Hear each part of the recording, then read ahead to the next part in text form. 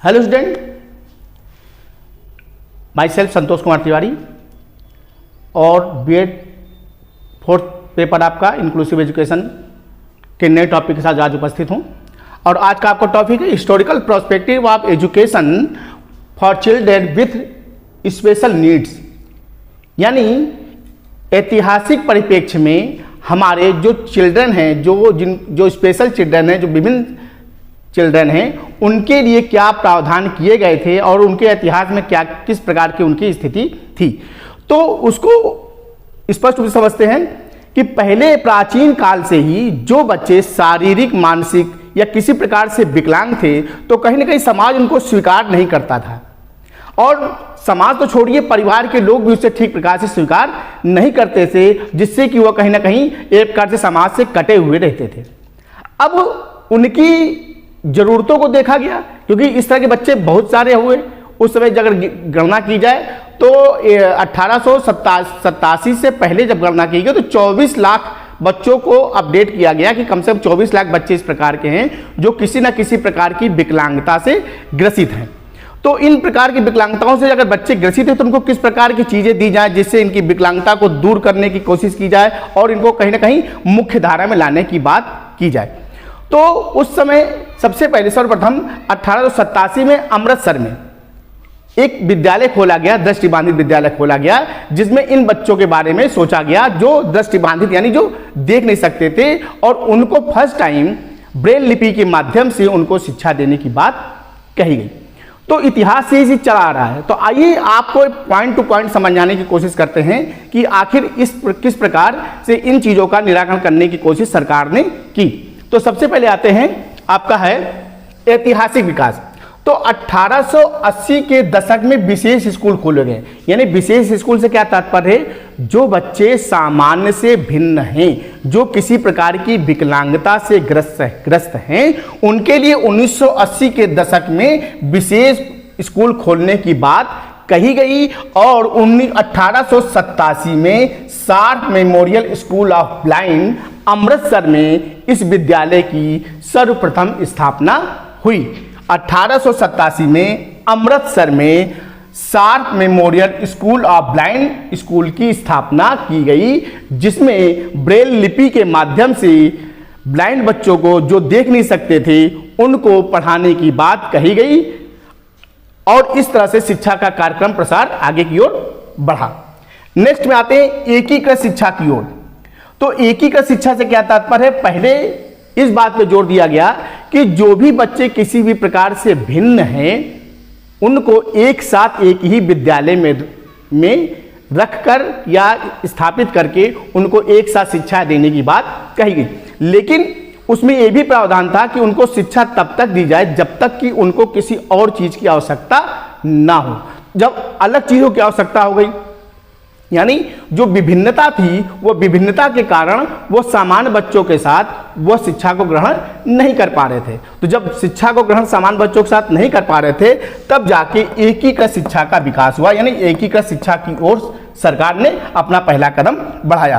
तो इसमें 1974 में आईईडीसी integrated education for disabled children, यानी जो विकलांग बच्चे हैं, डिसेबल्ड चिल्ड्रन, इनके लिए आईईडीसी की स्थापना की गई 1974 में, कि जो बच्चे विकलांग हैं और जिस प्रकार के विकलांग हैं उनको उसी इस प्रकार के विद्यालयों में रखा जाए जिससे उनको ठीक प्रकार से शिक्षा मिल सके।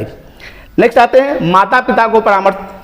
तो ये जो कारण माता पिता को परामर्श, ये सबसे बड़ा कारण है, क्योंकि होता क्या था, प्राचीन काल में भी ये चीजें थी कि जब माँ बाप के घर अगर कोई बच्चा विकलांग जन्म लेता था तो कहीं ना कहीं माँ बाप की दृष्टि में भी वह हीन माना जाता था और उनको लगता था कि बेकार है, किसी काम का नहीं है। एक समय ऐसा आएगा 2, 4, 5, 10 साल, 15 साल जब तक इसको भोगना होगा, उसके बाद स्वतः ही यह समाप्त हो जाएगा।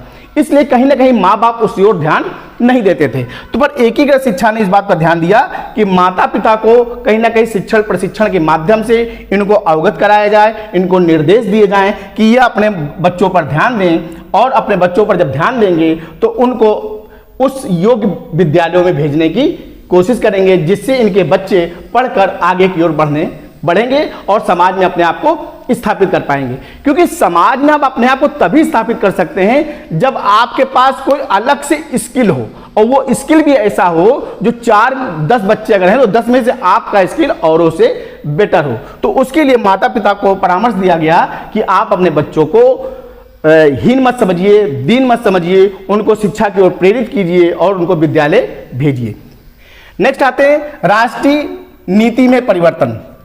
तो राष्ट्रीय शिक्षा नीति 1986 में इस विषय पर विशेष ध्यान दिया गया कि विकलांग बच्चों को अलग से शिक्षा दी जाए। यानी पहले जो समावेशी शिक्षा की बात हो रही थी, तो कहीं ना कहीं उन पर ये विचार रखा गया कि उनको अलग से शिक्षा दी जाए और इनके लिए अलग से विद्यालय खोलने का प्रावधान रखा गया, जिससे कि बच्चों को ठीक प्रकार से शिक्षा मिल सके। दूसरा पॉइंट आते हैं शारीरिक व मानसिक रूप से बच्चों का एकीकृत। यानी जो बच्चे शारीरिक व मानसिक रूप से भिन्न हैं उनको अलग से विद्यालय में लाया जाए, अलग प्रकार का विद्यालय हो, अलग प्रकार के शिक्षक हों, देखभाल करने वाले भी अलग प्रकार के हों जो प्रशिक्षित हों ठीक प्रकार से प्रशिक्षण के द्वारा, और जिससे कि वह इन प्रकार के बच्चों शारीरिक और मानसिक रूप से बच्चों का विशेष प्रकार से ध्यान रख सकेंगे। नेक्स्ट आते हैं कानूनी स्थिति। तो कानूनी स्थिति की बात कब आई कि ये सब चीजें तो तभी इंप्लीमेंट होंगी ना कि जब कानूनी रूप से उनको वैध माना जाएगा, कानून के दायरे में जब लाएंगे तब ये चीजें कहीं ना कहीं जाकर लागू होने में समर्थ होंगी। तो कानूनी स्थिति में RPW एक्ट यानी राइट पर्सन विथ डिसेबिलिटी कानून को आधार प्रदान करता है। यानी जो भी बच्चे विकलांग हैं उनको अनिवार्य रूप से शिक्षा प्राप्त करनी जरूरी है। यानी 6 से 14 वर्ष के जो बच्चों की आयु थी उनको अनिवार्य रूप से शिक्षा दी जाए। तो अनिवार्य रूप से शिक्षा देने की बात यानी है कि सभी प्रकार के बच्चों को जो सामान्य हैं और सामान्य नहीं है उनको विद्यालय में लाना आवश्यक है। ये कानून ने इस प्रकार का कानून बनाया। नेक्स्ट आते हैं समावेशी शिक्षा प्रदान करना।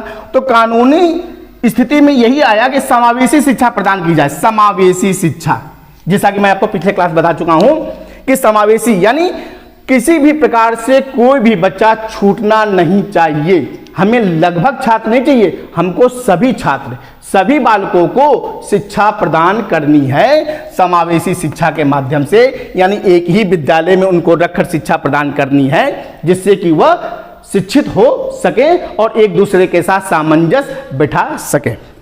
नेक्स्ट पॉइंट आते हैं राष्ट्रीय शिक्षा नीति 2020।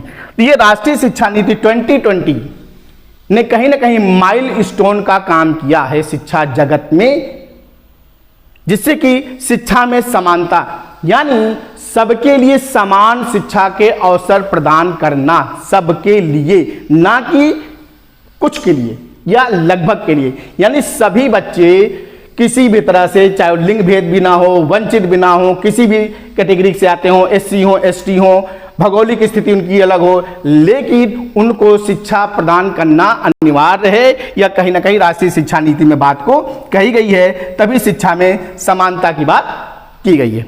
और लास्ट पॉइंट आते हैं विशेष रूप से विकलांग व वंचित बच्चों को समावेशी शिक्षा देना। यानी जो विशेष रूप से विकलांग हैं, कहीं न प्रकार से वंचित हैं, उनको समावेशी की शिक्षा धारा में लाने की बात कही गई। तो कहीं ना कहीं ये जो राष्ट्रीय शिक्षा नीति है, इन्होंने पूरे शिक्षा को समावेशी एक नया अध्याय जोड़ने की बात कही, जिसमें इन्होंने इंक्लूसिव एजुकेशन के माध्यम से सभी को शिक्षा देने की बात कही। और इस पे ये सोचने वाली बात है, जो समावेशी शिक्षा है यह कहीं ना कहीं से बहुत ज़्यादा लाभप्रद है उनके लिए जो बच्चे शिक्षा की धारा से अलग हो जाते थे। तो समावेशी शिक्षा के माध्यम से सारे बच्चे आएंगे, एक साथ विद्यालय में पढ़ेंगे और जब आवश्यकता पड़ेगी तब हम उनके लिए यहाँ से उठाकर एकीकृत शिक्षा की ओर ले जाने का प्रयास करेंगे। तो जब तक हम समावेशी की धारणा को नहीं अपनाएंगे तब तक हम किसी बच्चों के साथ न्याय नहीं कर सकते। तो इस कॉन्सेप्ट से क्लियर हो गया होगा कि ऐतिहासिक परिप्रेक्ष्य के आधार पर किस तरह से हमारे शिक्षा में परिवर्तन आया और कहीं ना कहीं जाकर जो स्पेशल चिल्ड्रन थे, जो विशेष बच्चे थे, उनको कहीं ना कहीं उनके साथ न्याय करने की बात कही गई और सबको मुख्यधारा शिक्षा से जोड़ने की बात हमारे भारतवर्ष में हमारे सरकार ने इस ओर ध्यान दिया। तो हम आशा करते हैं कि आज का चैप्टर से आप लाभान्वित होंगे। आज के लिए इतना ही, धन्यवाद।